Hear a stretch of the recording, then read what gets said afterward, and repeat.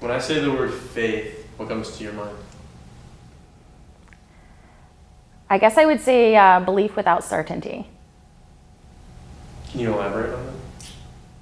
Well, I mean, faith doesn't have to be religious, right? It can be in all sorts of things. I mean, it can be, if you're thinking about just human knowledge, thinking about the potential for what we could know, but it can also be, belief-based in spiritual things. So maybe you're thinking about something bigger than you, not really knowing what it is. If you go to some philosophers, they're going to say that we are all trapped in our own perspectives, and there's no way for us to really actually know with certainty outside of our own material world. But I think that doesn't preclude us from having a belief in an organizing principle for the world.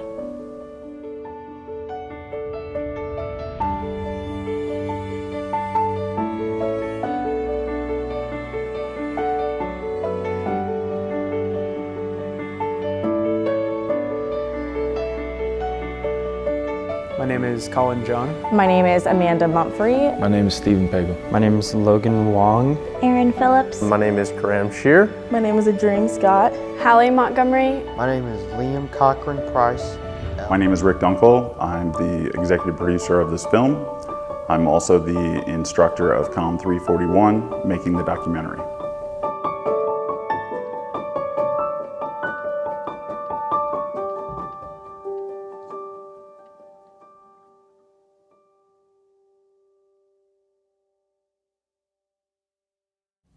I had the idea early on to do a documentary class because my background before coming to the University of Indianapolis was very much in entertainment. Most of the television that I did was scripted. It was not as news-centric as most of the program here has been. So I felt like doing a documentary course would be a great way to bridge the gap between those two worlds.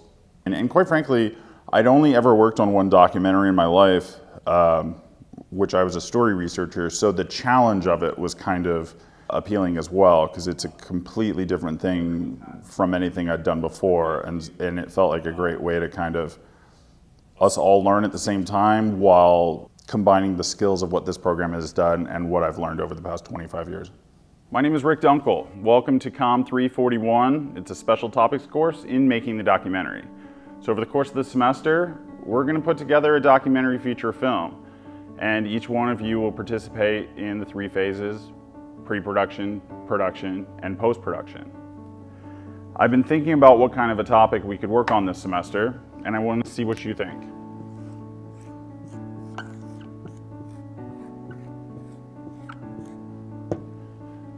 When I say the word faith, what comes to mind? It was a pretty simple pitch, honestly, because he basically said, well, if everyone everywhere has faith in something, everyone everywhere would have something to say about it. And so we could interview anyone on campus, anyone off campus, anyone we knew personally, experts in the field, anything like that. It was a super easy pitch for him to make, and it was a super easy pitch for us to quickly get on board with.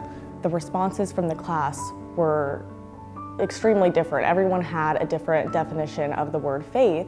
So what we as a class decided is that this would be a good topic to try to dive into and take apart. I knew that I wanted it to be about faith because as a Christian in Los Angeles, when you are hearing stories of different Christian groups being kind of anti-certain things, you get associated with those groups. And I knew that for me, that was never the Christianity that I had. And so it got me thinking about all of the kind of stereotypes people associate with certain religions and how most of those stereotypes have not been my experience. I wanted to figure out something that we could explore that could be beneficial to people, where they could find maybe a connection to their higher power if they don't have it, because I also read a statistic like people are becoming less faithful, and that didn't make sense to me either because I felt like we were heading in the wrong direction that we should. I feel like everyone in the class had different backgrounds as well, so having those different groups, even in our own class, have their input on the documentary was great. I brought it to the students because I wanted to know. I mean, it was always in my mind, I'm the executive producer, but it's going to be a student-made film. So I wanted to see if they would even be on board with the idea of faith. And I was actually kind of surprised that everyone was on board with it. I mean, there wasn't a debate about the topic. It was, well, what are we going to include within the documentary? Because everyone embraced faith right away. You know, after we kind of figured out our topic, it was then time to apply, I guess would be the word, for roles, for positions. You know, obviously this is a feature-length documentary and we want to make sure it's done right. But at the same time, it's also a class. And so we wanted to make sure that people are put in positions where they're going to learn things, they're going to pick up new information. Maybe they're working side by side with someone who's very experienced. So for me, I'm very experienced with video work, but being able to kind of dip my toes into PR work a little bit with people like Amanda who are very experienced with it, that was something that was really cool. Camera is completely new to me. I don't know much about, I never took a camera course in college, so it was all really interesting and new to me, a new area, but it was very guided in that I felt like at the end of the semester I had a better idea of what goes behind the scenes and things that I never got to do. So finding out what people know and what they want to know was kind of the guide to then figure out how to compose these teams. And everyone went out, watched documentaries. That was the first homework assignment, was that everyone had to go home, watch a documentary, and come talk about the different elements that were within the documentary so that we could dissect what made the effective documentary and what worked for each individual in the group. When I learned production and producing and filmmaking and writing, I was always taught from the basis of you analyze what you're trying to emulate first to figure out what the elements are, and then you build from there. When you get down to it, pre-production is all about the planning and the figuring out of what is this project going to be, what all do we need to complete this project, and how are we going to do it. So research took a big part in deciding who the groups were, what groups we could target, whether that be students on campus, professors, leaders, mentors, whatever it may be. We wanted to make sure that it also was in line, whoever we interviewed was in line with faith in some way, whether that be religion or spiritual groups. Some of the resources for researching religions often came from books. We had a holistic and collective religion book that really, it gave you everything you needed to know about the religions at hand, and even went into deeper detail. So really using resources that, so we used scholarly resources, we used people as resources, and cinematic resources as well. From there, the research team would talk to the PR team, and then from there, the PR team would shape the messaging and the emails that we were going to send out to these audiences and how we were going to connect with them. And then also for the video and editing team, they would help us set up the interviews, get everything set up in the studio, et cetera, like that. So we all worked together really well. Creating this set, we took a day of class to kind of figure everything out, get everything set. First thing was like figuring out where we're going to put the chair for people to sit for interviewees. You know, it is this more kind of like intimate setting. So making sure that that's lit well. Then figuring out our camera angles. Obviously we wanted to make sure it's a nice interview shot, keeping them in that third. So we've got our two cameras. We've got camera 1 and camera 2 for our primary and secondary shots. I know that faith is an intimate and personal subject, and so I wanted to have a secondary shot that was going to capture some of those more intimate and personal emotions. So I wanted it to be really tight in on the face. So if you'll notice, a lot of our secondary shots are very tight on their face, so we can get some of those more intimate, you know, kind of emotions and things. The idea was that no matter what, anyone could come in here and set up the set and get an interview that looks identical to any of the interviews that we've done. And I think we were successful in that. Faith is what has kept me grounded thus far. It helps me have like a connection with family and those around me, helps me connect and find people who are like me, and you know, just make connections with other people. So in the process of actually making the documentary, the process was kind of split up into 3 parts. You might have heard of pre-production, production, and post-production. Those were our 3 phases as well. In the pre-production phase, my responsibilities at least were heavily focused on road mapping and tracking where we wanted to go. You know, we could say that anyone anywhere would have something to say about faith, but we had to figure out how we're going to turn that into a story, how we're going to turn that into something that has a beginning, middle, and end. And so that was what our task was in the pre-production phase, was making sure that we'd be able to figure out where do we start, where do we take it, and where do we end up. I feel like we're actually in the middle of the challenge right now. Getting that narrative or just message to people in the documentary to teach them something that is more than just what is faith, because I actually think people don't consider that on the day-to-day really, or they're just focused on their things. It comes down to the concept of faith and how are we going to show people something that we can evolve from, that we can move from this documentary, like we really learn something, and that has people like maybe changing their faith after this, or confiding in people they wouldn't have thought, or really opening them up, causing spiritual awakenings. And maybe that's not our job necessarily here, we're just documenting, but how do we get that to happen? Because I don't want, we're supposed to always be moving up and on from this life, and with something like faith, something so fundamental, yet forgotten in a lot of people, how do we really get people to listen and learn and store that in their body and move on with that and feel like they were profoundly affected? We decided that since so many people were learning the documentary, there was just discussion, I remember, about, well, when people watch this, yeah, they're going to want to watch and learn about the journey of faith, but also, since it's a class of students learning how to make a documentary, that's going to be interesting too. I feel like that part came from the director, Mr. Jung.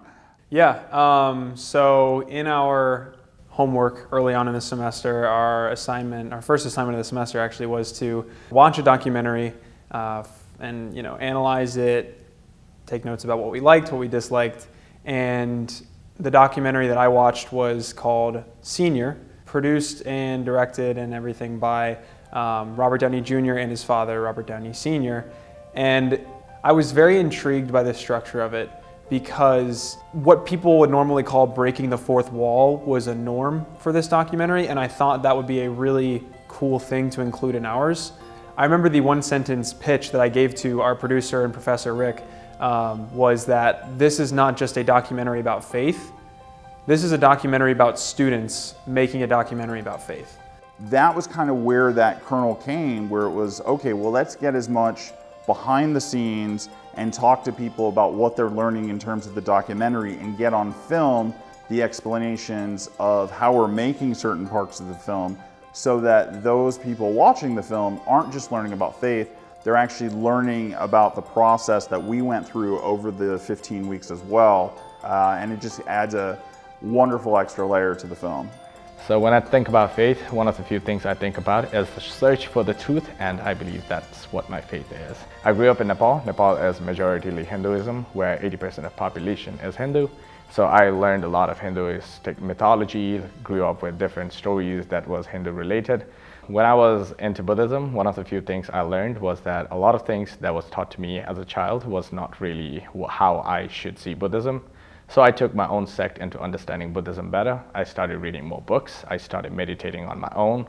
First, it started off as a 5 to 10 minutes meditation. Slowly it went to 30, and slowly to 1 hour, where I learned a lot about meditation. And during the time of meditation, I learned a lot of things about myself and how I see religion, not just as a religion, but a philosophy. Slowly I came to the United States. When I came to the United States, a lot of my faith got changed with meeting new people in Christianity, as well as Muslim, as well as Jewish.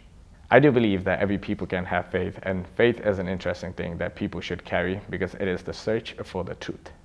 The world that I was living in, it wasn't bringing people to a peaceful place. And that's what I want to do. I really want to show people that you're not so different from other people. And I felt like faith was the perfect way, because we learn about such the extremes, and so many of us grow up learning that we have to believe our way in order to be saved, or in order to be the right person within that faith, that if we could explore the other faiths, see how similar they were, then we would start to understand that actually we're not all that different after all. Once we got into production, I remember that one of the first things we did, it was me and Professor Rick and Andile and Dream, and we all kind of just got into a car and drove around kind of the Indianapolis area. A few of the buildings we went to a Muslim mosque. So the students started filming while I went inside to see if we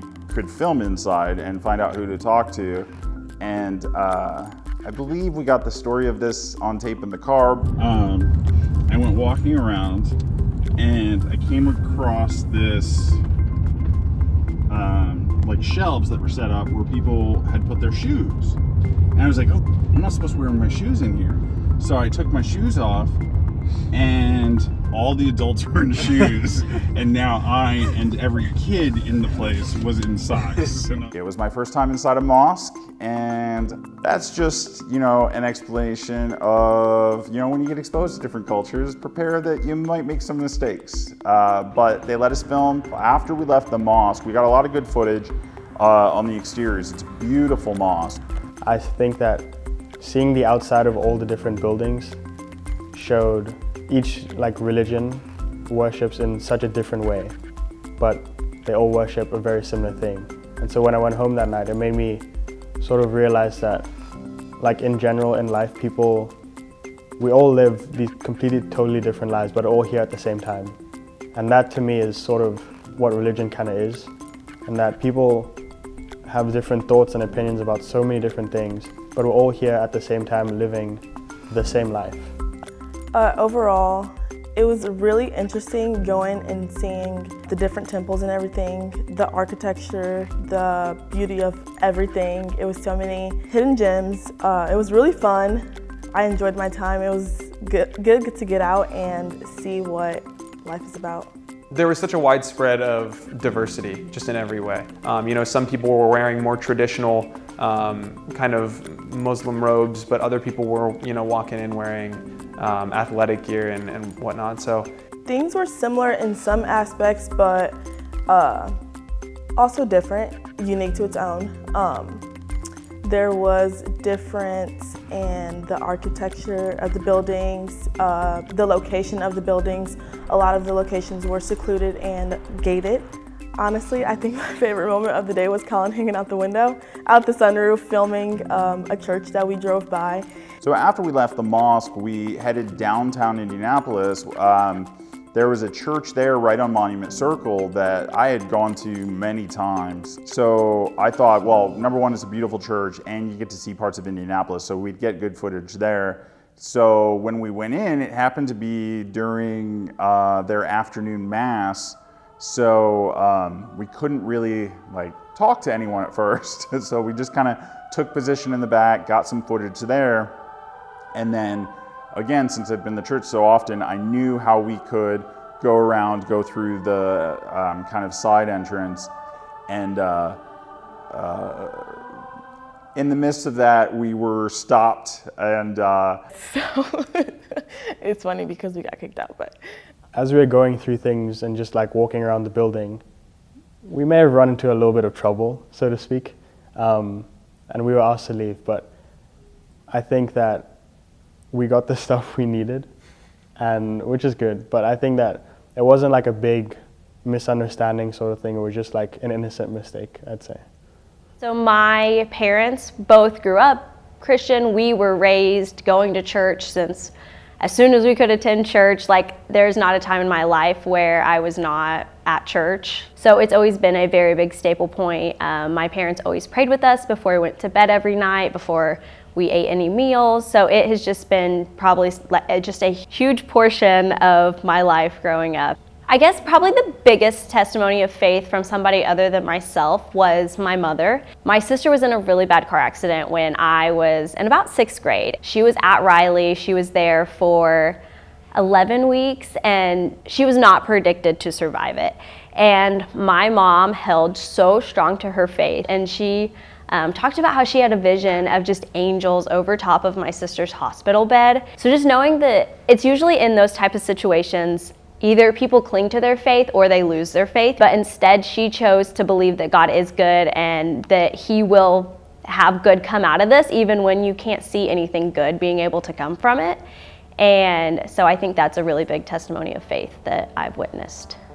A general rule of thumb is you can't fix bad footage. So settings-wise, as we start talking about DSLRs, which have more intricate settings, you can't fix bad footage. You can make good footage better, but you can't fix bad footage. Another part of the teaching process that we really wanted to hit on was teach people how to use the cameras. Obviously, not everyone on our team is, necessarily experienced with cameras, but on top of that, they're not even necessarily experienced in video. And so teaching them to be able to successfully tell a story visually was something we knew from the get-go that we wanted to do.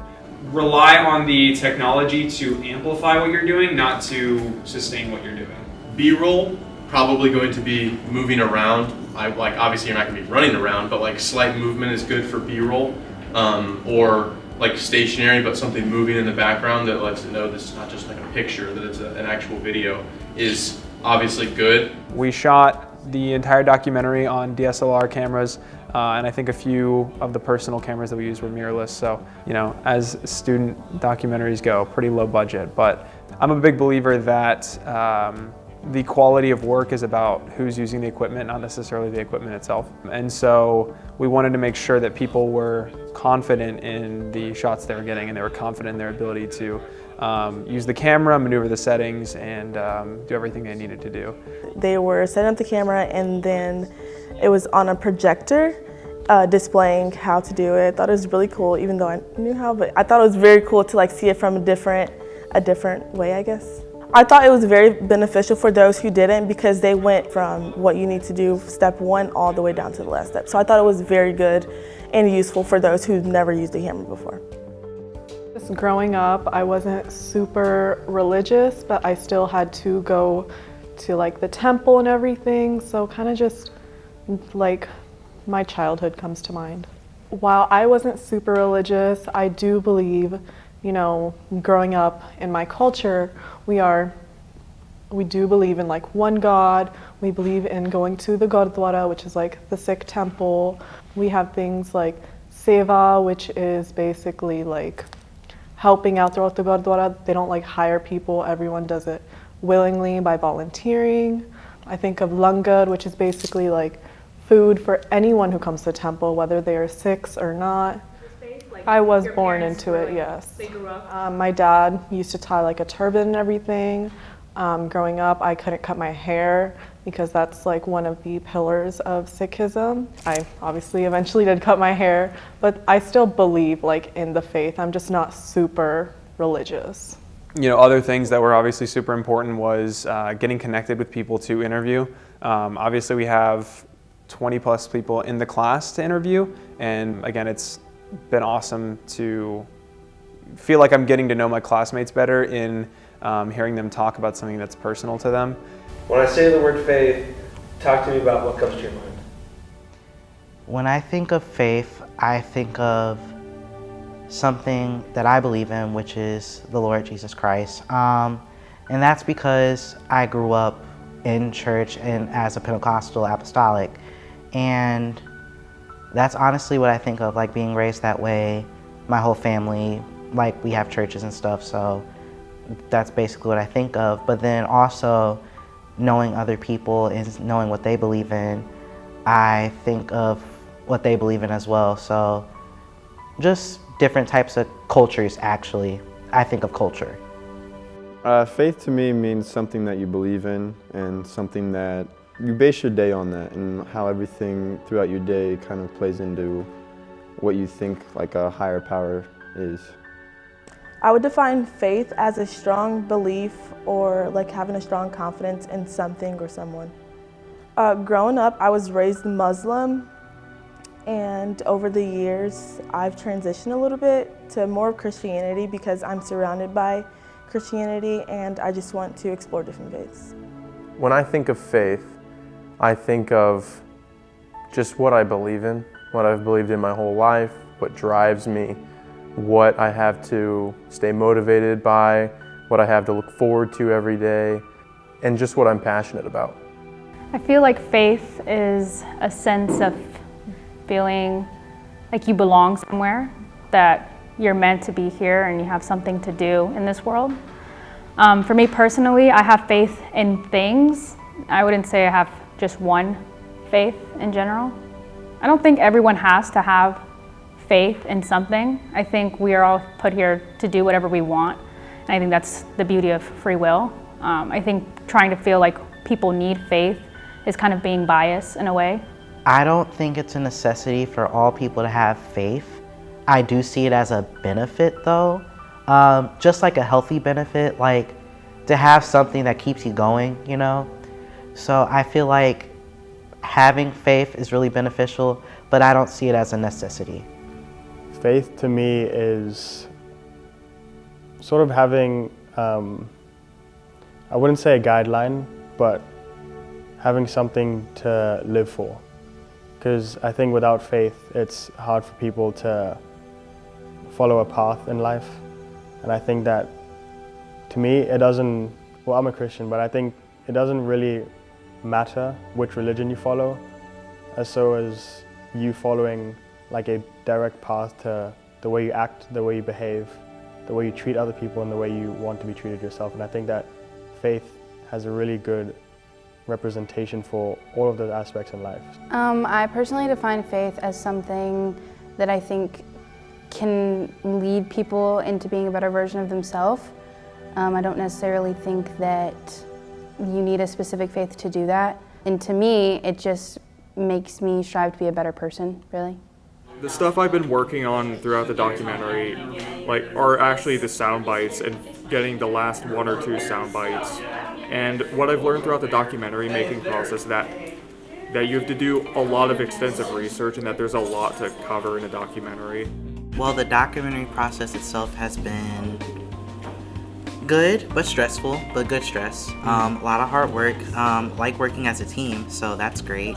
Being able to do the proper interview setups, I think that has been really influential, and just trying to decide what's the better angle to do some shots at, what's the best background, what's the best kind of choice to do this kind of scenario. That's been a lot of fun. I know Rick's been searching out for other people and other types of ministries, groups from that. I think that's been pretty interesting. So what I've learned in documentaries so far is the teamwork that's involved. For instance, I'm part of the research and writing team. We're all getting together, trying to figure out topics to work with, researching the different kind of religions that we can find out about. It's tough.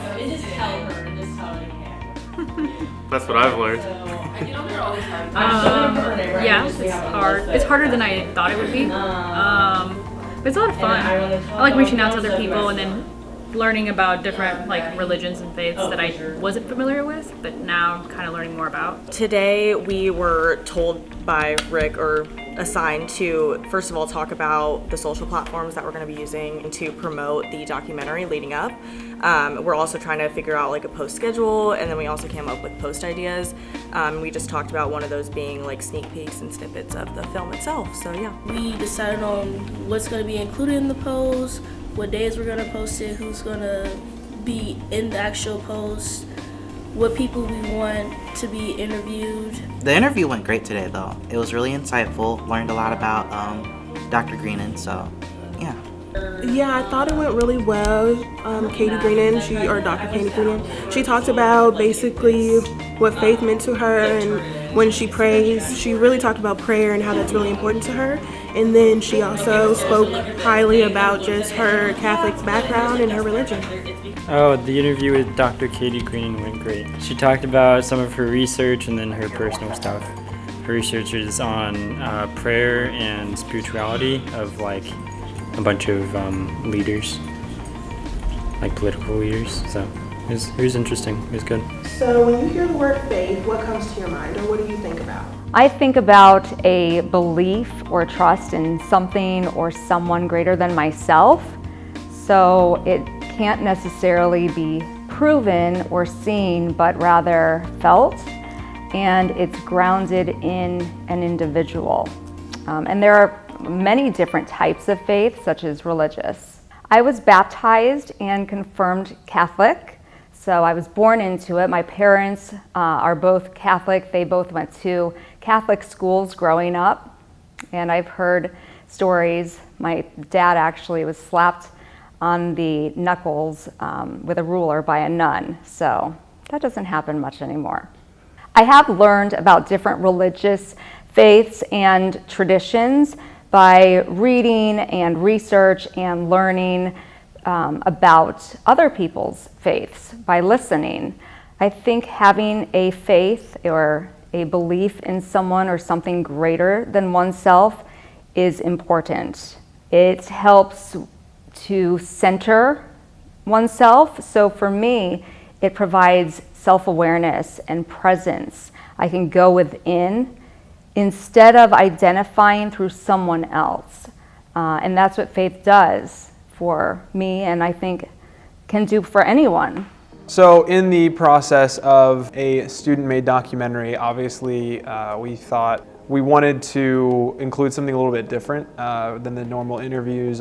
We actually had students go out on campus and interview people, whether it was their friends or just random people on the street. To me, faith means having something to believe in and having something to keep you going in your day-to-day life. I believe it's a conviction or something you believe in. Faith to me means believing in something greater than you. Faith to me just means having the belief that everything's going to be okay and everything's going to work out one way or another, even when times are tough. Faith means just having hope and just wanting things to work out the best that they can. Faith means to me believing in stuff that you care about the most or believe in the most. It means being a Christian and having my faith in God.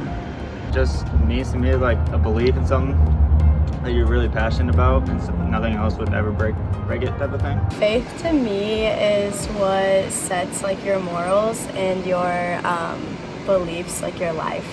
It's like it's the purpose of why I live. I believe that faith is something that you believe in strongly, that helps you survive. It helps you get through bad things. It's just something that you believe in, basically, that makes life easier.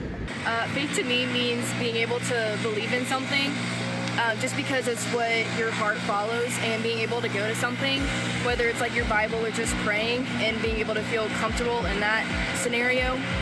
So if you're having like a bad day, feel anxiety, you can lean on something to help you get through it. Faith means to me believing in the non-existent. Believing in something that you don't even know if it's real or not, but taking that big leap.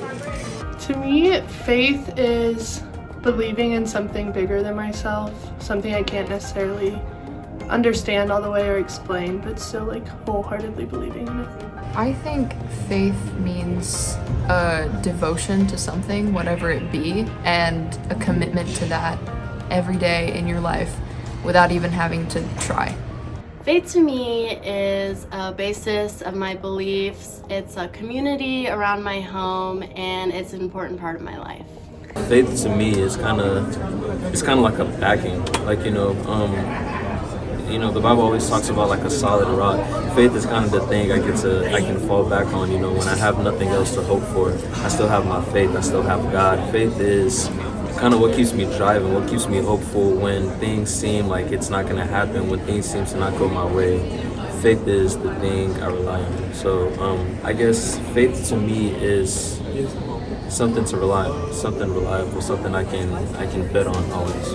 Okay, so to me as a Christian, according to the Bible, it says faith is the substance of things hoped for and the evidence of things not seen. So it's like what you believe and what you haven't seen. So like God, I believe in God, I have faith in Him. So it's like even though I haven't seen Him before, somebody that I know that is the King of the world, like he's my God. So basically just believing in something that you haven't seen before. My personal experience, I feel Like, it's like an inner drive to keep going. Because faith can be interpreted as many things, not even just religion. Having faith towards like academics or a club or even a sport. Having faith in that thing keeps you going. Like for me, I have faith in my religion, but I also have faith in my career, because if I didn't, I probably wouldn't be here, so. There's a scholar named Christian Smith who teaches at Notre Dame, and I did a seminar with him. He talks about how all people, all human beings are narrative driven, that we have these stories that are kind of told to us, and they get sort of imbricated in, like they become part of us, right? These stories, they become part of our sort of mental outlook, our worldview. And it's very, very hard to kind of depart from those stories. So I think even as I've grown more liberal, more progressive, currently, like, I'm not sure if I would agree with a lot of Protestant theologies about whether the Bible is like, you know, fully factual or fully literal, or I have questions, right? Lots of questions, lots of doubts. But also I think that like, I think that I have these stories that I learned as a young person, and I don't think these are going away anytime soon. Like, I think they always will sort of shape how I view the world, whether I identify as religious or not. Probably the very best part of my job is being able to talk about faith and religion, and that's what I do professionally. And I've studied this for over 2 decades now. So it's my daily job to talk about religion and talk about faith. And also to respect the fact that there's a wide amount of difference, and that's a good thing. Religion for me is more like the institutional side. It's like this organization that does something, kind of this socio-religious conglomeration of people and ideas and stuff. I think faith is, in my very own opinion, I think faith is something a little more immaterial. It's kind of the beliefs or feelings or sentiments behind the institutions. Some of the negative stuff that I've had in my own life, even some of the religious trauma, that kind of thing, that's kind of that institutional stuff. It's people who are like thirsty for power, you know, and make certain decisions that hurt people in their congregation, stuff like that. That's kind of that institutional religious stuff. I would like to think that faith is something a little bit purer than that, right? Like you can have good faith, and that can kind of withstand even the institutional stuff. I like to think faith's a little more central than that, but that's also probably a very Protestant answer too. So. For me personally, one of the things that I enjoy most about my job is teaching students about cultures and people that they may have an incomplete or very little understanding of when they start class. And I really like seeing kind of how things progress and seeing how people change their viewpoints. And also understanding that people are open to change and learning new things, and I like how that occurs in a classroom. And I think that that requires a general attitude of openness and willingness to hear other people and to talk to other people and to listen to viewpoints that perhaps are not the ones that you agree with. I think those are very healthy things. My research centers around leaders, so world, local, community, regional, national leaders who also believe in the power of prayer. And some of them are very notable. You know, there's Barack Obama, and there are other politicians on both sides of the aisle. And the thing that I found that through my research is that very notable, strong, effective leaders are of different religions, are of different faith systems and traditions. And they all agree that prayer is something that works for them and that is effective. Well, my research didn't touch on religion per se. It was mainly spirituality and prayer, but it relates to religion. And I found that many of the leaders that I researched had a Christian background or were a type of Christian religion. But I also studied people of other faiths and religions also, but I can't speak too much about that. In Islam, there's 2 separate groups. There's Shia and Sunni, and The main difference, like, we both believe in the same thing. Like, there's not really major differences. The thing that really separated both groups was after the Prophet Muhammad's death, sallallahu alaihi wasallam.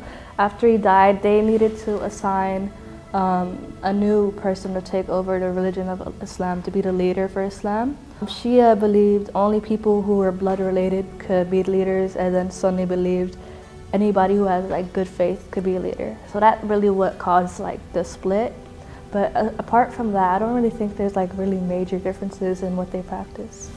Which one do you identify with? Well, I'm Sunni, yeah. Yeah.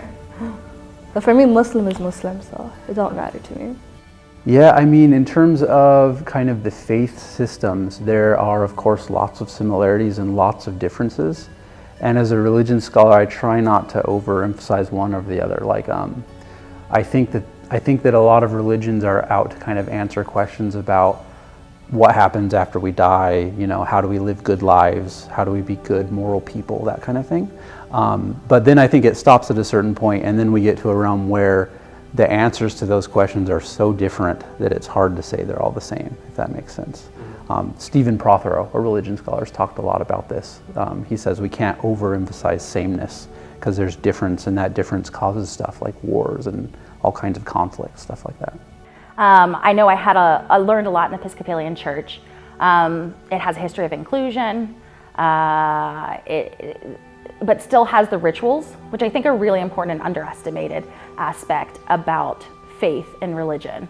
I'm not somebody who goes to church every Sunday, but when I do go, even if I don't necessarily agree with everything coming from the pulpit, the communal spirit, the community that can be created by it is important. Basically, I learned my first set of ethics in the church, and then that expanded as I had times like in college where you're asking yourself these big questions about who you are, what you believe.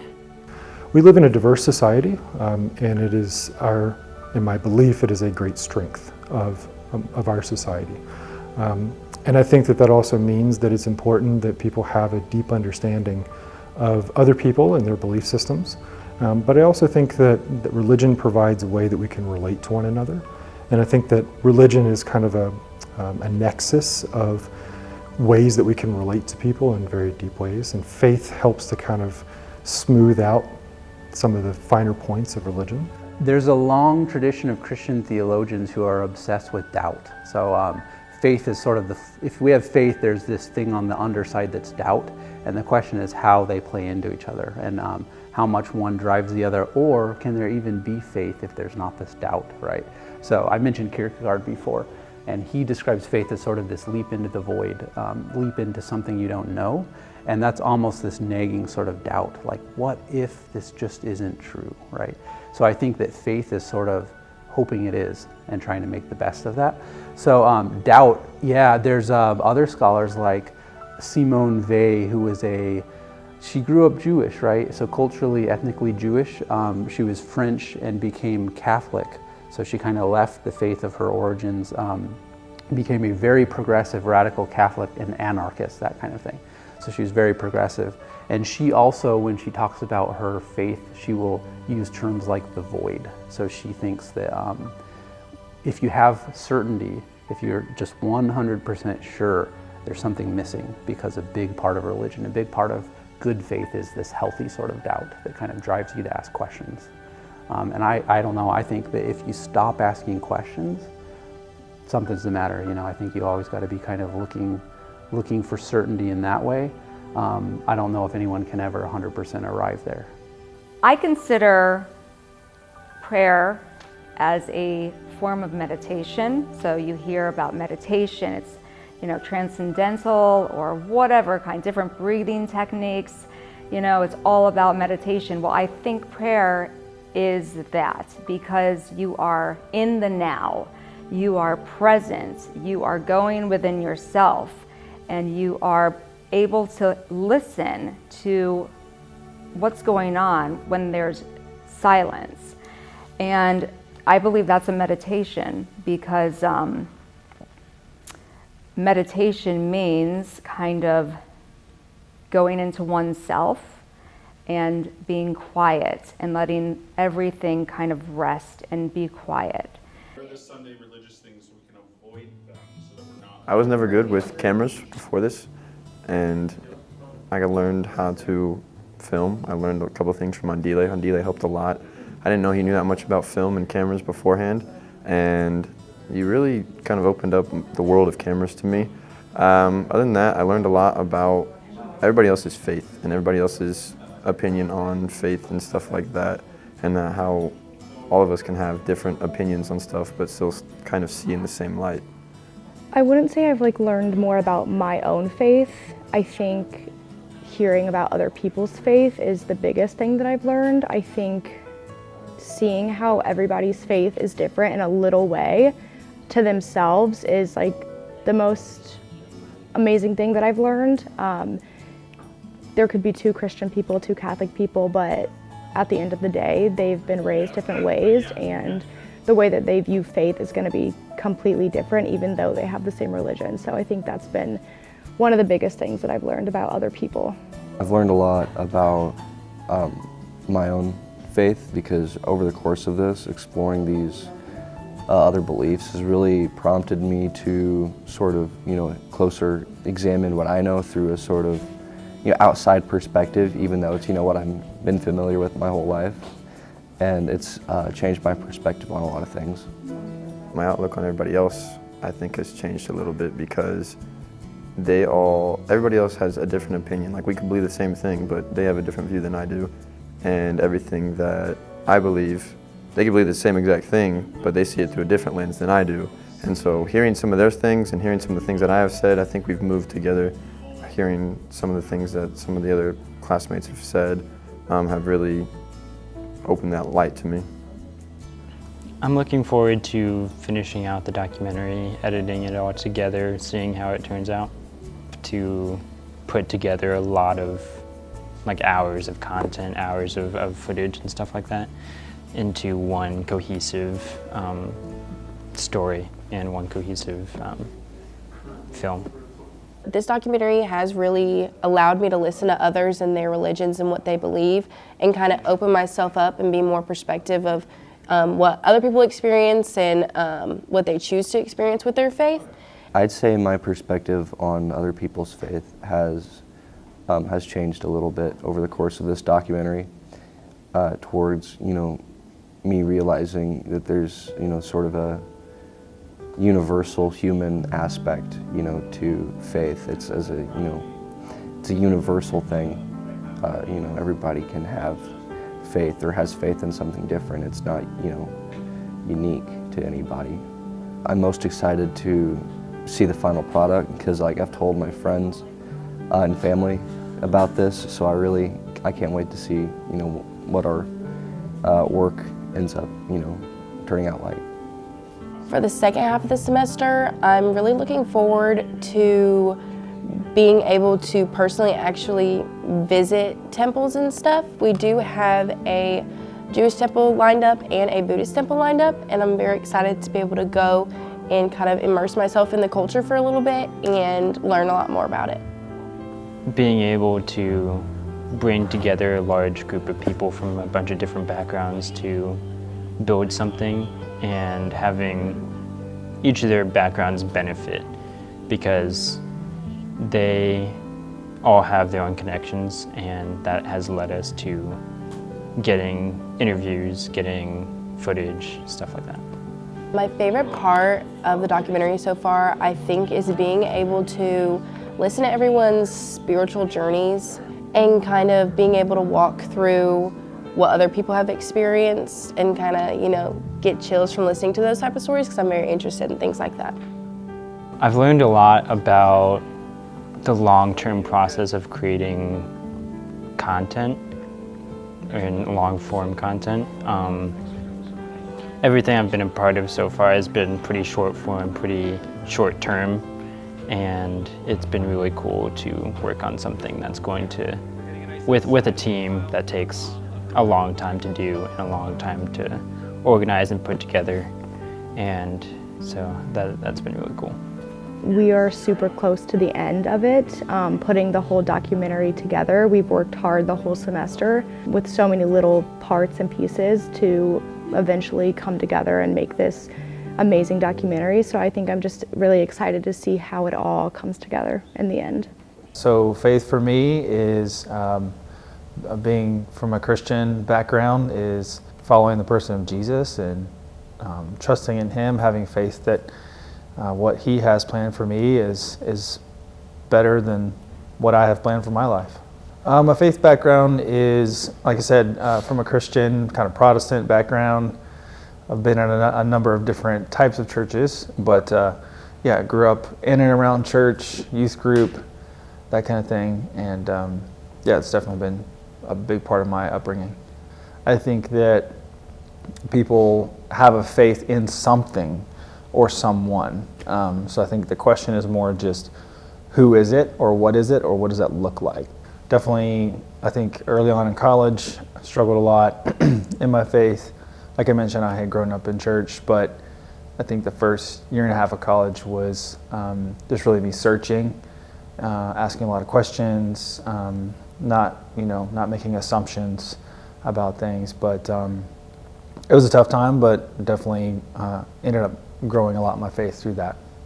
I think for me, there's a lot of questions out there about, God and is He real, and how do we know He's real, and those kind of things. And those are great questions to ask.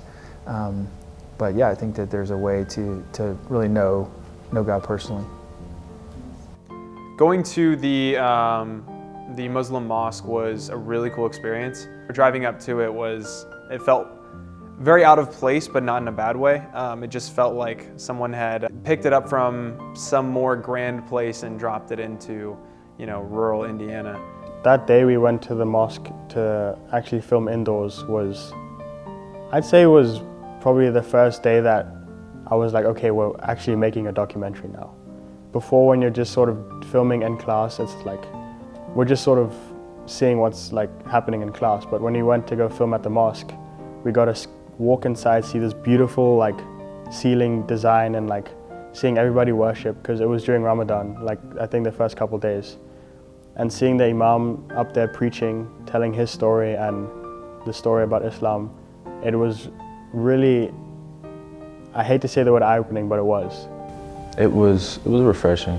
It was different than a lot of, churches that I've been to. And speaking with Nasir was also very refreshing, because he kind of hit the nail on the head with all these universal concepts of faith and religion and tying everything together. And he actually talked about his path, jumping from faith to faith. So it was refreshing seeing that too. Well, in terms of me, I was not raised in a Muslim family, and so I knew very little about Islam. I was very much, I was given very little information about Islam at a young age. I knew that, the idea of oneness of God was important, but in terms of how to pray or read the Quran or anything like this, I really was unaware. And so I was living the typical sort of Western lifestyle of just going to school and having a good time and all that stuff and getting into trouble. But I guess at a certain point of your life, a certain age of maturity, you start to ask yourself the big questions of life. Like, where did I come from? What am I doing here? Where am I going, right? Past, present, future. Like, what is the journey of this life? What got us here? And what are we supposed to do here? And what happens after you die? These are kind of the big questions that kick in, I guess, for me, and I think for most people, at maturity. You go through puberty and you start to think about these big questions. And so for me, I start to identify different possible paths. The first one being just keep on having a good time, like a kid, just waiting for Friday night and going out and running around and having a good time. But, with time and with maturity, you realize that this hedonistic lifestyle is going to become very repetitive, very unfulfilling, and will ultimately end up with me probably in a bar, I don't know, really out of shape and just reminiscing about the good old days and probably broke. And just having wasted all of my potential. And I thought the hedonistic lifestyle doesn't really end up anywhere impressive. It seems like a waste of potential. It seems like a wasted life. And so that didn't seem like a good choice for me. So I thought, okay, well, what are my other options? Another option is to be, I didn't use these terms at the time, but now I can, I'm older, and I think materialistic. So instead of hedonism, materialism. Materialism implying what? Okay, I need to buckle down, get really serious about school. Why? So I can get a good job. Why? So I can make a lot of money. Why? So I can have fancy things. And then now that I have fancy things, what's the point of that? Just to have them. And I thought of that, and I thought, I hate those people, like the type of people who are, all they can do is say, look at my big house, and I got the pool in the back, and I got this fancy car, and, come sit on my, I don't know, a massage chair, You know, it has different settings. It's so exciting. Like, I don't know, people that are just so enthralled with material possessions, I feel like they are kind of pathetic. And so I thought to myself, that can't be it. And furthermore, I'm not saying I don't like nice things, but to live for nice things is really sad. In the sense that every day I eat, but I don't live to eat, right? If you ask me what's the purpose of your life, and I said, well, to consume food, you'd be like, man, that's really sad, right? I do want to consume food pretty much every day, but no, my life purpose, it's the same thing. I do want to have nice things in my life, but I don't want that to be the purpose of my life. So I thought, okay, no to hedonism and no to materialism. And then I thought, what's the next path? The next possibility is to come up with your own purpose of life. And then I quickly realized that that's super depressing and I would never want to do that. And the reason is because people who say, I've come up with my own purpose of life, you know? I think life is what you make it, and you just make it whatever your purpose up, whatever you want. Ultimately, what they're really saying is there is no purpose of life. That's really what they're saying. What they're saying is life is meaningless, and so I told myself the purpose of my life is to hit 100 home runs, let's say, right? But guess what? They can just change their mind every 5 minutes and say, you know what? No, the purpose of my life is to hit, 100 hole-in-ones, right? And then the next 5 minutes, change it again. Because ultimately what you're realizing is I'm making up my own purpose because there is no purpose. I don't believe that. And I'm not gonna sell myself a fairy tale that I just made up myself. And so I asked myself, is there actually a purpose of life? So after realizing that hedonism, materialism, and essentially nihilism, at the time I was a kid, I didn't know these terms, but now you get older, you start to learn these fancy terms. But ultimately, after realizing that these three weren't the right path, ultimately I said, okay, well, I need to figure out if there is an actual purpose, not just one that I can make up that I just invented off the fly, if there is an actual purpose to life. And so I said to myself, where do you find out where purposes of life are? If I went to the library and I said, excuse me, I need to find the purpose of life section, where would that be? The religion section, right? Obviously. That's what the whole religion section is. Every religion is just one claim or one theory, one hypothesis about what is the purpose of your life. You right? You with me? So I said to myself, well, I need to study religion and figure out if there's actual purpose because I'm alive. And so I need to figure out why I'm alive. What's the point of this? And so I started studying comparative religion and I've been doing it ever since. I did my bachelor's and my master's and my PhD. And now I'm here. So yeah, ultimately I studied a lot of religions and I've always been fascinated with the question, who's got the best evidence and what makes the most sense? And ultimately I came to the conclusion that Islam clearly makes the most sense and definitely has the best evidence. And this is the purpose of our life, to worship one God, to recognize that God has sent messengers and prophets to guide humanity, and that ultimately we're going to die, and there's going to be a heaven and a hell. Pretty straightforward stuff. Initially, I thought he was kind of on the younger side, but he had so much knowledge about what he was talking about. I know as soon as he got into the car, we were all just like really, really shocked and surprised that it went that well. It was really, really exciting to see what he had to say, and the way he described things was really impressive to me. I kind of went there with a scope that was kind of like, I want to see how these people just view their religion and view the world and people around them that aren't of their religion. I think to me that's a big thing that I look to for other religions, is how do you look at people who believe inherently core fundamental things differently than you. It doesn't have to mean religion or anything. So how do you look at somebody, or how do you treat that moment? Do you like laugh with them or build on top of it, or do you judge? Or, you know, and I try to look at those things. And I just saw, you know, a lot of brotherhood in the mosque. You know, it was really cool to feel welcomed there. There was part of me that felt a little bit out of my element, but I think that's important. I think it was in a healthy way. I think also part of that was because, you know, it was 3 of us walking around with cameras and audio kits and stuff, and so being respectful was, and this goes for all of the places we went, all of the new experiences we had, was I wanted to make sure that we were being respectful and making sure that I was honoring of the places that we were, of the traditions that we were witnessing and things like that. So there's a million things to believe in.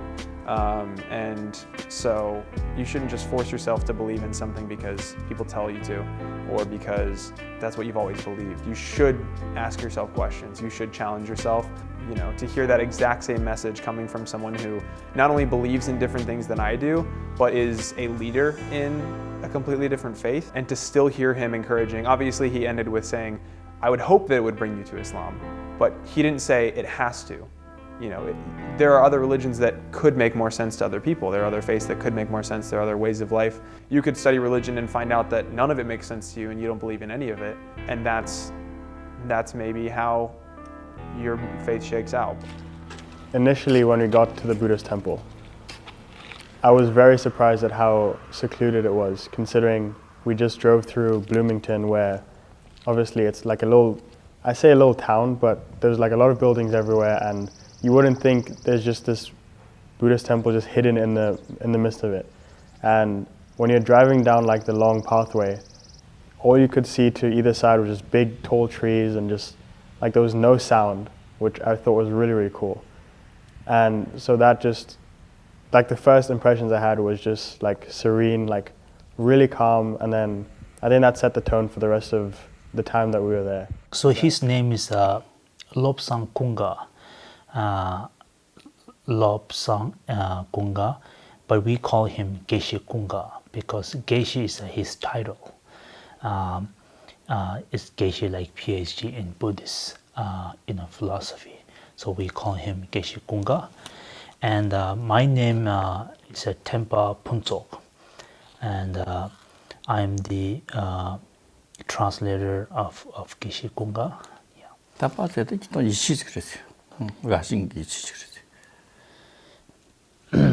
Actually, the faith, it is the kind of like driven or caused by the belief or something we admire, something we liked.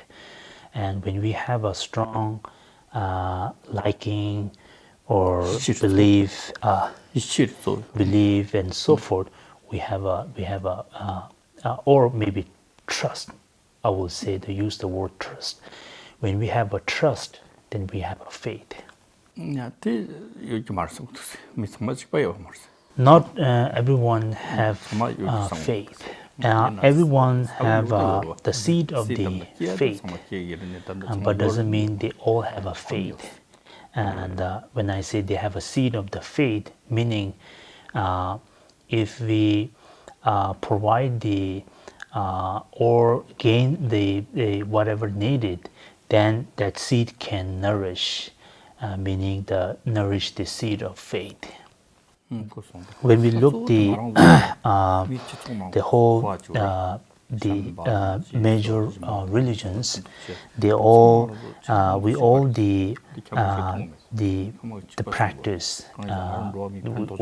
practice we commonly practice what we call the compassion, loving kindness, which is very needed for everyone, and also very important. But when we go through the deeper philosophy of each religions, then there are different, viewpoints, different way to explanations, and so on and so forth.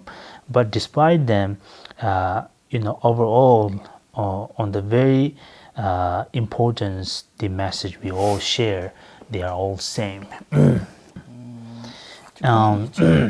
So the debates, there's so many reasons why debate is so important in Tibetan the Buddhists, and because of course enhancing the many kind of knowledge, and one of the reasons is the confirming or affirming or establishing and one's kind of faith. And to speaking of faith, there's three kinds of faith. We call the convinced faith, the pure faith, and the longing faith. And the convinced faith that most of we do, right? Because maybe my family is Buddhist or Christians, I'm a Buddhist, I'm a Christian, right? It's kind of convinced faith. Your faith wasn't established by the studying and the getting information, so on and so forth. And the second is the pure faith. Pure faith is like when you see or understand the knowledge of others, then you gain the pure faith from them or toward them. And the last is the most important, we think, that longing faith. After we knowing that the knowledge of others and the knowledge of others, the Master or Buddha and whoever, and we have a strong wish. We have a strong wish and longing toward them. May I able to gain. May I able to become like him and her. And in order to do that, I want to study and go on the path and achieve that knowledge or stage of the mind. And so that's, I think, what we really need. And in order to gain this, we need to study, and through the study we do debate, ask the questions, and purify any doubt, and so on and so forth. And that's why we think debate and it's very important. But in other religions like Christianity, I don't know much about Christianity, and as you said, you do debate, but there are maybe limits, right? Certain kind of rules. Maybe there's a rule. There might be reasons, culturally, and the background, and depend on the individuals and society. They make the rules, and there might be reasons why they do this, but I really don't know. I don't have much to say. Yeah. But he said, I have always have a respect toward other religions. Yeah. What I kind of got out of the interview with the monks was that there is a lot of spirituality that goes into Buddhism, but I think that approach to faith in general is something that doesn't have to be isolated into just Buddhism. I was kind of inspired, honestly, to become more spiritual, to become more reflective, and every day I'm growing in my faith, I like to think. But walking away from that, I was, even just seeing the environment that they live in and thinking to myself, what if I lived in that? What if I lived so secluded? Honestly, I was seeing them walking around in their robes, and I was imagining them like, oh, what if they just wear that during the day, and then at the end of the day they, put on some like sweatpants and a sweatshirt and just kind of hang out and watch TV? Or is that their lifestyle for always? And so it made me think about how many distractions there are in life, and how simple life can be, and how spirituality can help to fulfill that. I think a lot of people in the modern day look for fulfillment in so many different things. They look for fulfillment in entertainment. They look for fulfillment in other people. They look for it in food, in money, in work, in whatever it is that you look for fulfillment in. It's all non-essential. And to see this simple lifestyle, before we actually started and sat down with the monks, we walked past one. We kind of crossed, as we were crossing the field to the main temple with one of the monks, and he was just carrying 2 pails of water, but such a simple task, and he's just like working the garden and living a simple life and wearing these simple plain robes. And there are so many things in the world that are superficial, and to be able to see that you can get just as much, if not more, fulfillment out of the simple practice of being spiritual and being connected with your faith was very inspiring to me. One of the biggest lessons that I've learned is that people who you wouldn't assume have a voice for certain things, when given the platform, they can speak really well about things they believe in. And faith and religion has been a big part of that. And I had the opportunity to interview the pastor who leads my church on Sundays, and interacting with him during a Sunday service and then getting to speak with him for half an hour one-on-one is so much more eye-opening. And I think through the process of making this documentary, I think seeing those aspects with a bunch of different people has been really awesome to see. Faith to me has to do with trusting myself to God, or that I call God, in my life in every capacity. So sometimes I get caught between what I want to do and what I think maybe God would have me do, but faith to me has to do with trusting in one beyond me to give me the power and the strength and the energy to do what it is I need to believe I need to be doing at a particular moment in time.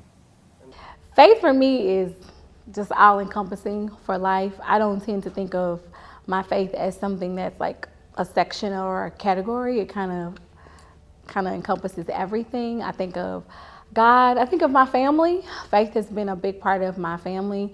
You know, we have all been members of my church for a really long time, but not just, it's beyond something like church membership for me, right? It's about having a relationship with God, but it's also about then how that relationship, within that relationship, I am called to live a certain way, to show up in the world in a certain way, to not only represent God, but to love people. You know, when you make a distinction between what we call sacred and secular, we live in a secular society where religion is compartmentalized on Sundays or maybe Fridays. But when you're in an Islamic culture, the spiritual influences, the religious influences don't stop. They are there 24 hours a day.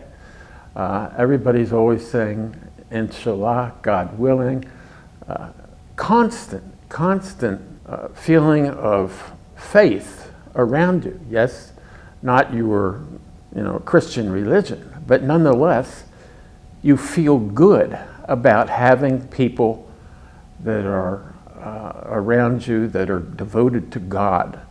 And you know, in Islam, submission to Allah is the beginning, just as in Christianity, submission to the Holy Spirit and to Jesus is the beginning of faith.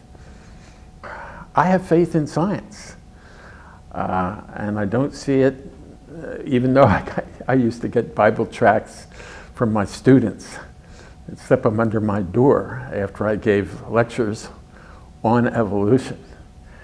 And I would deal with it in class. I also dealt with the questions regarding the Bible. I'm not a biblical literalist.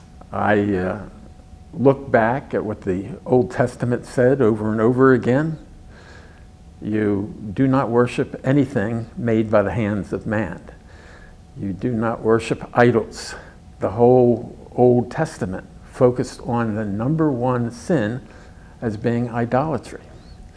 And I believe that in today's world, so many people have moved into idolatry in terms of Bible worship. Now, most people don't bother to look at the history of how the Bible was put together. This has always been a big bugaboo for me because, my students in class, I'd say to them, Mary, you have invested so much in Christianity, but do you know where this Bible comes from? I know when I first became a Christian, the emphasis was, now you got to read the Bible. You got to read the Bible. You got to learn these Bible verses, okay, if you want to be a good Christian. But there was no lesson, really, about what do you find in the Bible that builds your faith as opposed to what may not be relevant. for your faith. Now, Constantine, he had an agenda. His agenda was to bring together the Roman world from the religious perspective and to try and reduce conflict. Now, the church will represent him historically as having this great epiphany after viewing up in the sky a cross after a great battle that he won, and that he made Christianity the state religion supposedly as a result of that. But historians say the real truth is that Constantine, he was a defender of the faith. He was, first of all, a general. He was a killer. And he was a very pragmatic individual. But he saw Christianity as a tool for bringing together the Roman Empire at the time. But when we talk about interfaith work, like this belief that people from different faith traditions can come together, can connect. So we might not agree on, how we all got here, or those big existential questions, or what the purpose of life is, but we might agree that people shouldn't be poor, or that people should have access to health care, or that, the homeless should have somewhere to live, or, you know what I mean? Or that certain legislation needs to be put in place to see justice in certain matters, so there are lots of ways that we can connect across our humanity. So absolutely, but it's a choice to it. Also means just that I'm here and you're there and we don't agree on these things, and that's okay. We ain't gotta fight about it all the time. We can have some lively discussion if we like, but yeah, but it's a choice too. It's a choice.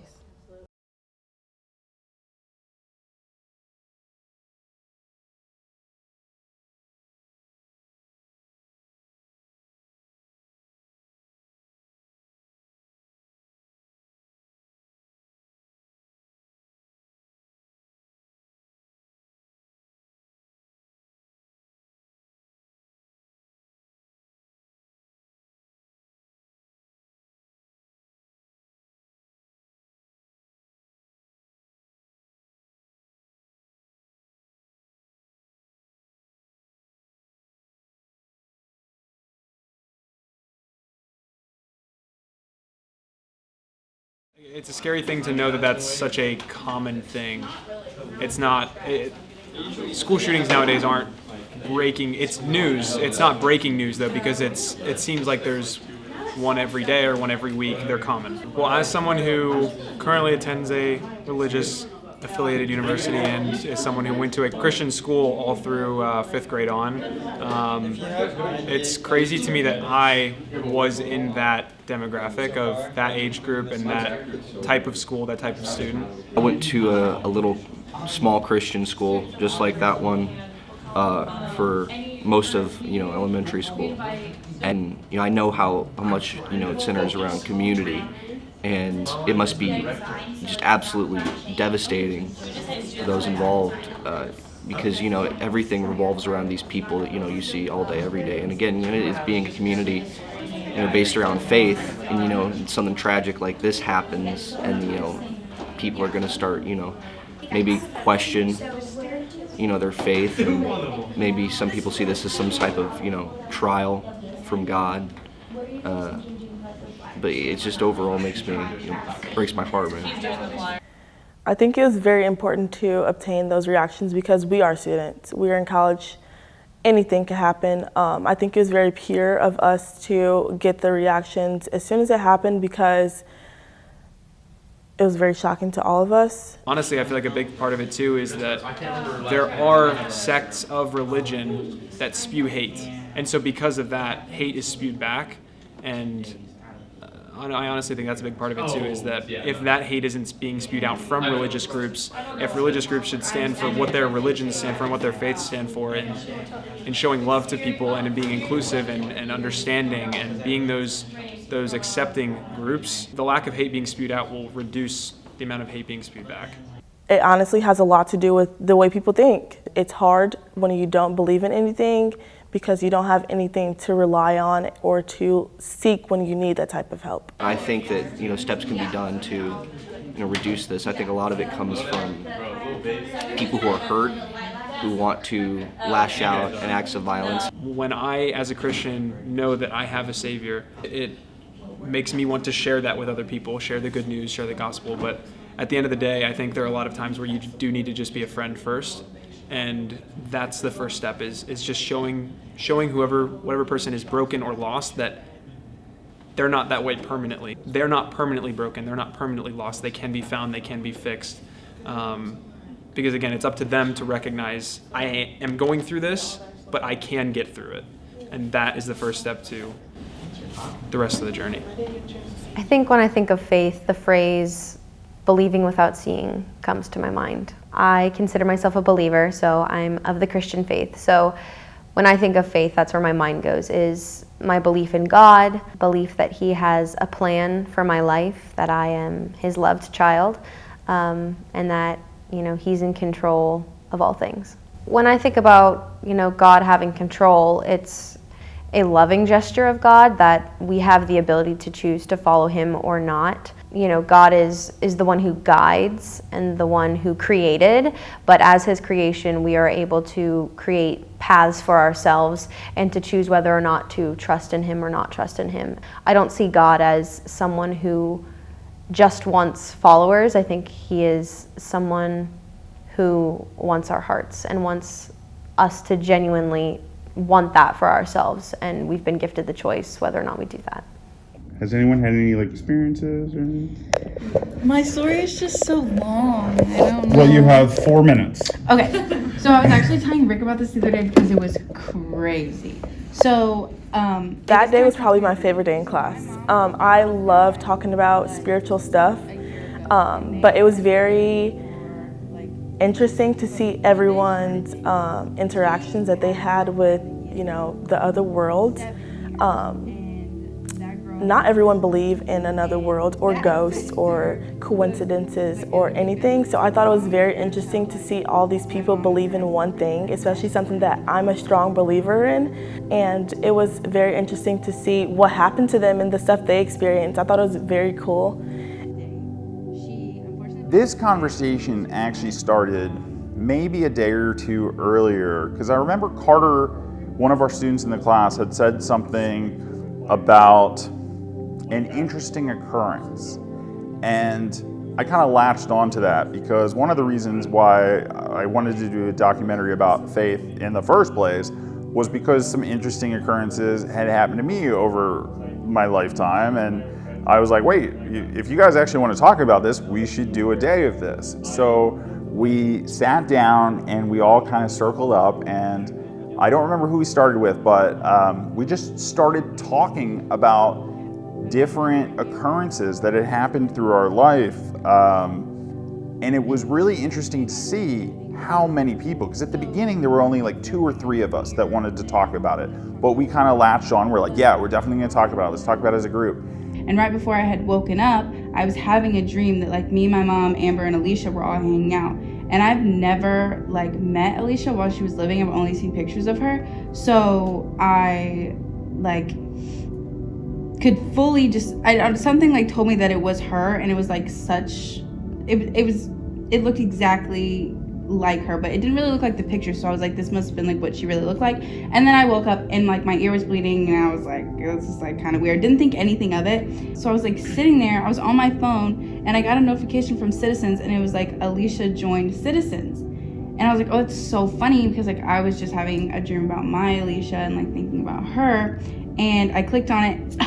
There was nothing to be found. It was this user doesn't exist. So I think she was trying to tell me something. Me and Rick have discussed it, that maybe she was you just feel like someone was there with you, and now I feel like Alicia follows me to make sure that I'm okay. And then another person would say a story, and another person would say a story. And you realize that, so much of whenever I had these things happen or coincidences along the way, I'd always be like, oh, I can't say that. But when you realize so many people have these experiences and, maybe just haven't wanted to talk about it, it was really cool to see everyone opening up about these experiences, because it really, for me, solidifies my faith. And every day on the way back, a butterfly would just follow us home. And it was like that every day until he passed. And when he passed, and when we were still going back and forth, a butterfly like came every day to our house, and we kind of knew in that sense, similar to Gabe's, like that is him. And butterflies are very symbolic to me, my sister, and my mom. I actually have a tattoo of a butterfly, so that's why I have them, because we view them as our grandfather. You know, I grew up in a household where you know, I had a dad who studied psychic, so it wasn't like those things weren't like explored or discussed, and you know, so to be able to talk about such a free environment was really, I think, it was exciting to do, and it was fun to talk about our stories, and that has always been kind of my proof. You know, faith is very much supposed to be and is based in what you can't see or what you can't experience. That's at the root of what you believe. But occasionally you can't deny the coincidences in life, or sometimes they're not coincidences and they're just flat out slapping you in the face. And I'm grateful for those experiences. It ended, it was, I saw both of my grandparents, her parents, like old and young at the same time, and they all like danced off together and became part of like, they just danced off into it, but they were happy, they were smiling. I was like, that is the weirdest dream, like daydream I've ever had. And 20 minutes later, I got the call from my dad telling me my aunt had died 20 minutes ago. And I was like, I don't know what that was, but I told my dad about it, because like, I don't know why I saw that, but clearly I just want you to know, whatever's happening, she's with her parents, your parents. And I mean, he was blown away by it. I'm still to this day kind of like, it gives me chills, because I just don't know. My name is Colin Jung, and I am the director. I am Amanda Mumfrey, and I'm the PR director. I'm Stephen Pagel, and I'm head of research. So as director, obviously my main responsibility is to head up camera crew and make sure that everything is going smoothly in our interviews and on our shoot days. So first thing was getting... So as we transitioned into third phase, post-production, everyone was getting new assignments. So engagement kind of circled back around, because during the production phase, it was mostly just making sure that we had the people that we needed to interview. Well, now it was time to ramp up, because we've got a screening that we got to get ready for, and we're, you know, the PR and event planning teams are just going to have to assume we're going to have a film edited soon, so they need to start planning this party and start figuring out how we're going to market it. Yeah, so for the PR side, pre-production, we actually did a lot of messaging and trying to figure out how we would go about reaching out to the people that we identified that we were going to be interviewing with. So we did a lot of email templates that were going to be sent out specifically to those people. In the meantime, then, Steven's team kind of transitioned from, you know, at the beginning, they had been more research and kind of helping us develop those questions, and now they're more of a narrative, sound design, but also cohesive, like voiceovers, you know, what is that narrative through line? But yeah, just making sure everything smooths over. I feel like I also just kind of served as a fill in, do what's need to be done too, and I feel like a lot of people did that too, so yeah. Time's been the biggest thing that that's been weighing on me, honestly, is being able to get a whole feature documentary done in a semester, especially when you have other responsibilities. All three of us are graduating, so that's been a whole other factor, is finishing out strong in all of our classes. You know, you think, okay, if 20-something people are locked in to do a documentary in 4 months, they can probably get it done, but then you throw in a whole bunch of outside factors and it gets a lot more tricky. So yeah, we just trust each other. There's no reason not to. And so when we sat down to start editing, granted it was slightly later than intended, but when we sat down to start editing, unfortunately, our first few editing sessions were not actually editing sessions, they were media management sessions.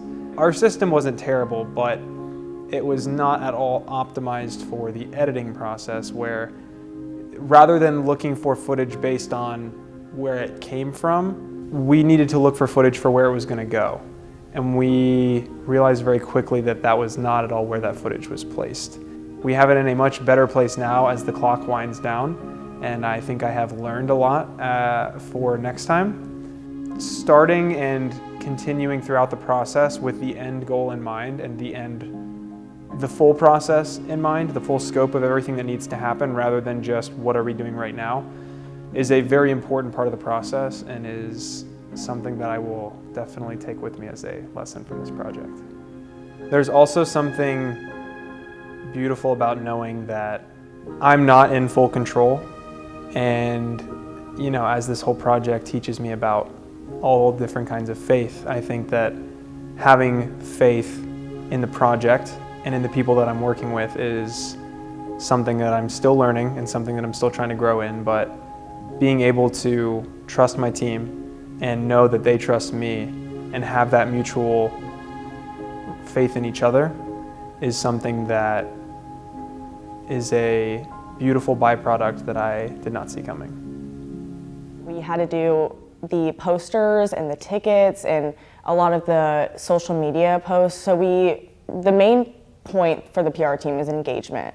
So we needed to make sure that everything we were creating was going to get pushed out and seen by UND students. Part of it was getting the LP credit.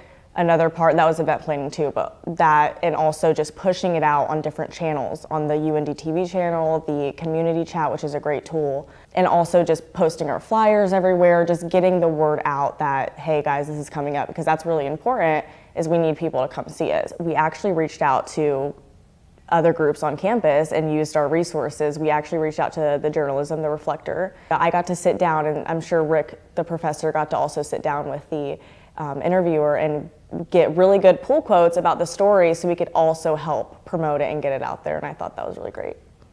Like everybody else in the class, I assumed that we all really felt passionate about the class because it would give us something that we can use in our career or just for our own selves. And the writing aspects of a documentary, but also the editing visually, and just putting it all together, just learning how to create a full-scale media project from scratch, which is what we're doing. I don't really know what I expected it to be, but I knew that would be locking it in, or having a period of time where we had to lock in and just grind. But it's also more simple than I thought. It's also just trying to put the puzzle together one piece at a time. But it's also just working with each other and not exploding before it is finished.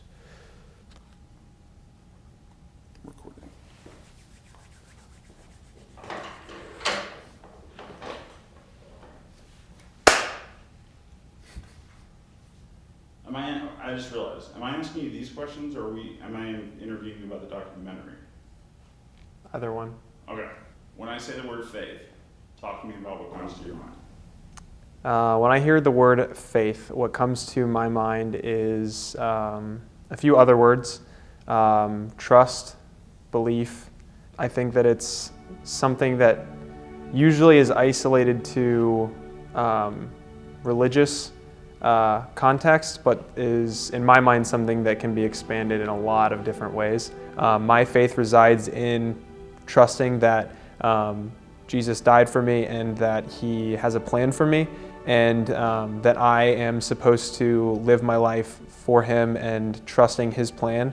I like to think that I try and spread the same things that Jesus did, like love, and comfort, and I try to be a light in the dark. Jesus talks about that. I think making that distinction that Christianity is at its core about this overwhelming love that is undying and conquers death and can take that symbol of the cross that would be a symbol of defeat, the symbol that killed Jesus. The reason why that cross is a symbol of victory is because Jesus conquered it. The question becomes, how do you recognize the good without the bad? When you look at the yin-yang symbol, there's very much part of the dark in the light, and there's part of the light in the dark. And that becomes, because you can't have one without the other. You can't recognize how good you have it until you've seen how bad it can be. For that understanding and that comprehension of existence makes me then start thinking, is that what God is? Because if humanity is a representation of God, then even the bad is part of that. And it just means that the bad can be far more transformative sometimes than the good. You know, you look through history and a lot of terrible people were Christians. And, you know, sometimes it's hard. I actually had a conversation about this the other day, trying to reconcile if those people believe that Jesus is the Savior, do they still go to heaven? Are they still considered Christians? What happens to them? And, you know, the conversation kind of went on for me to eventually realize that's not for me to decide. But I think that when you start talking about people taking that penalty into your own hands or people condemning other people, you know, that's where you're veering off of faith. I think it's hard to not have those questions of what do all these different sects of Christianity or all these different religions expanding outside of Christianity, if I believe that what I believe is true, what happens to them? I used to question, very much in Christianity, it is the only way to heaven is through Christ. And that was another thing that as a kid I didn't quite understand, because Christians only represent 40% of the world. So does that mean the other 60% are just walking around condemned to you know, burn in hell over a faith that they maybe never were even exposed to? That didn't make sense to me either. And so when you look at how so many of these faith points overlap, you know, it makes you wonder if they're just not interpretations of the same thing.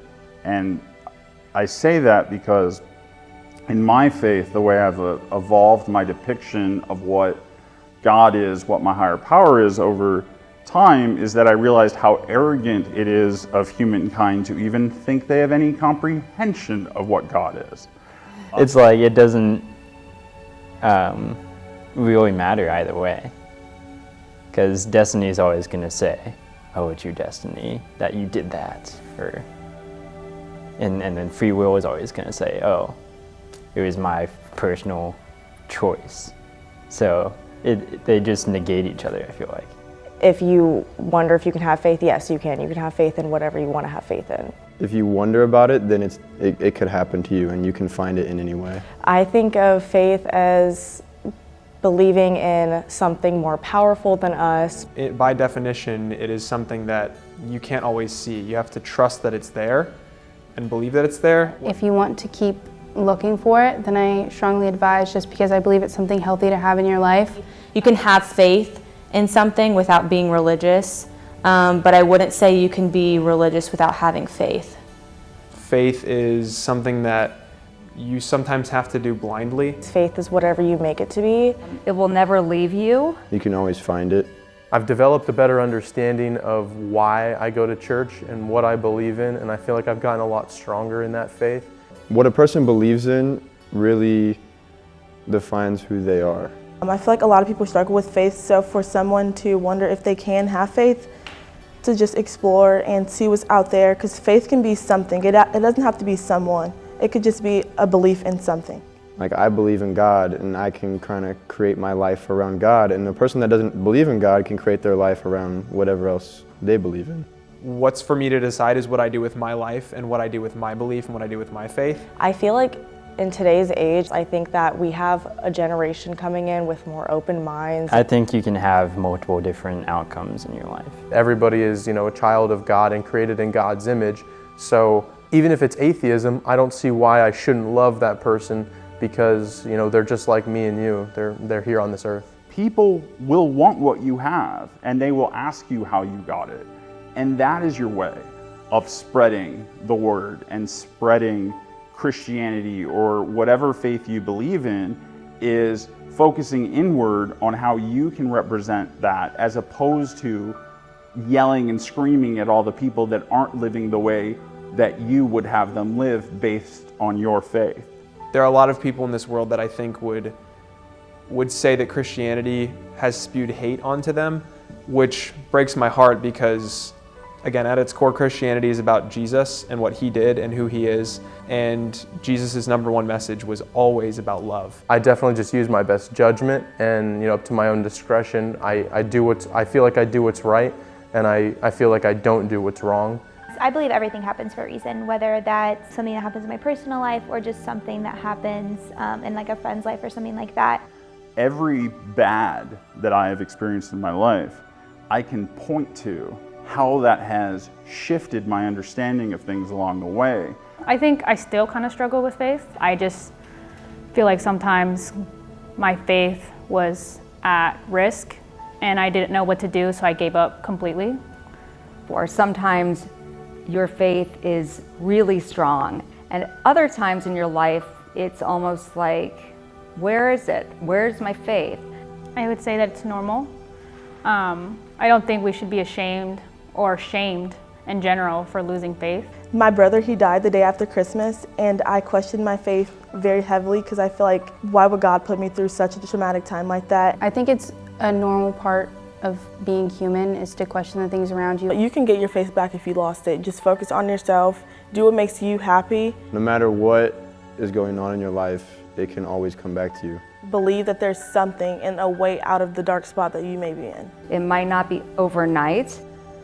Take your time. I feel like faith is something that a lot of people struggle with. 1 prayer a day. If you're willing to fight for it, I think that's something that you should do and keep going with, because some things are worth fighting for. However you define it, but defining it will be the best way to find that fulfillment in life. You as a person must define yourself what you choose as your destiny in life. So free will, basically. Yes, free will is the word. Keep the faith. Okay, I think we're good.